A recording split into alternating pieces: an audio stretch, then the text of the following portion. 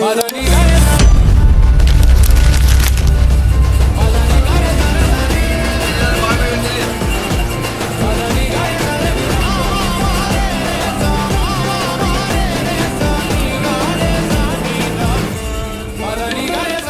ஸ்பாடன்ஸ், இதோட நம்ம அந்த ஆழ்கடலை விட்டு வந்து 40 நாள் ஆகிட்டு. 40 நாள் நம்ம என்னடா பண்ணோன்னு கேட்டோம்னா, யூஸ்ஃபுல்லாக சில விஷயங்கள் பண்ணோம்.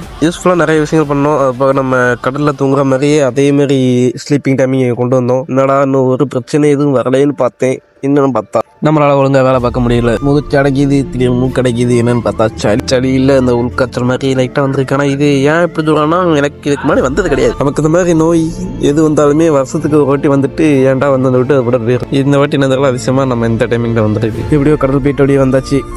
இன்னைக்கு பாடு கொஞ்சம் கம்மி தான், கொஞ்சம் ஸ்மார் தான்.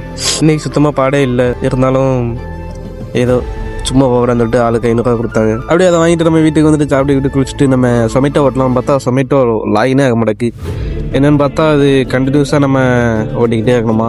ஓடியில் நம்ம ஒரு 10 days ட்ரைக் விட்டோம் நினைக்கிறேன். அதனால் லாயின் ஆக மாட்டேக்கு. அதோட அவங்க சப்போர்ட் டைமுக்கு ஃபோன் அடிச்சு என்ன கதைன்னு கேட்கறதுக்குள்ளே நமக்கு டைம் ஆகிட்டு. அதோட நாய்க்கு ஒரு குட் பை சொல்லிட்டு நம்ம நேரத்துக்கு கொடுத்துட்டு வந்தோமே. அது என்ன தெரியல, பழகிட்டு இருக்கு. வந்து தூக்கிட்டு வந்த முத நாள் நல்ல ஒரு மாதிரி இருந்துச்சு. அடுத்த நாள் என்ன தெரியல, கடிக்க வருது, விளையாட வருது, நல்லா பழகிட்டு. அது கூட கொஞ்சம் நேரம் விளையாடிட்டு அப்படியே நம்ம நேராக கிளம்பிச்சு. இன்னைக்கு ஃபுல்லாமே நம்ம செஸ்ட்டுக்கு ஏற்ற மாதிரி ஒர்க்கர் கொடுத்தாங்க. கொஞ்சம் ஈஸியாக தான் இருந்துச்சு. ஏற்கனவே எல்லாமே போட்டோன்னா இது வரைக்கும் நம்ம போட்டது எல்லாத்துலேருந்து ஒன்று சூஸ் பண்ணி போடுற மாதிரி இருக்கும். ஈஸியாக தான் இருந்துச்சு. அதை முடிச்சுட்டு நம்ம நேராக இருக்கும் கராட்டே கிளாஸ். இன்றைக்கி நம்ம கராட்டே கிளாஸில் நமக்கு ஜூடோ ட்ரைனிங் தான் போச்சு. இன்றைக்கி ஜூடோ கிளாஸில் நம்மளாம் ஒழுங்காக பர்ஃபார்ம் பண்ணவே முடியல. ஏன்னா நான் சொன்ன மாதிரி சாலி பிடிச்சிட்டா ஒரு மாதிரி உடம்புலாம் வலிக்க ஆரம்பிச்சிட்டு. 2 வாட்டி தூக்கி போட்டதோட உடம்புலாம் வேர்க்க ஆரம்பிச்சு ஒரு மாதிரி வலிக்க ஆரம்பிச்சிட்டு. முடியல. இன்னைக்கு கடலுக்கு போக முடியுமானே தெரியல, பார்ப்போம். இன்றைக்கி நாள் ரொம்பவே மோசமாக போச்சு. ஏன்னா சளி பிடிச்சிருக்கா முடியல. ரொம்ப மாதிரி டயர்டாக இருந்த மாதிரியே ஒரு ஃபீலிங். ஜூடோவும் ஒழுங்காக ப்ராக்டிஸ் பண்ண முடியல. பார்ப்போம், அடுத்து கடலுக்கு தான் கிளம்பணும். என்ன செய்ய போதும் சரி பார்த்துக்கலாம்.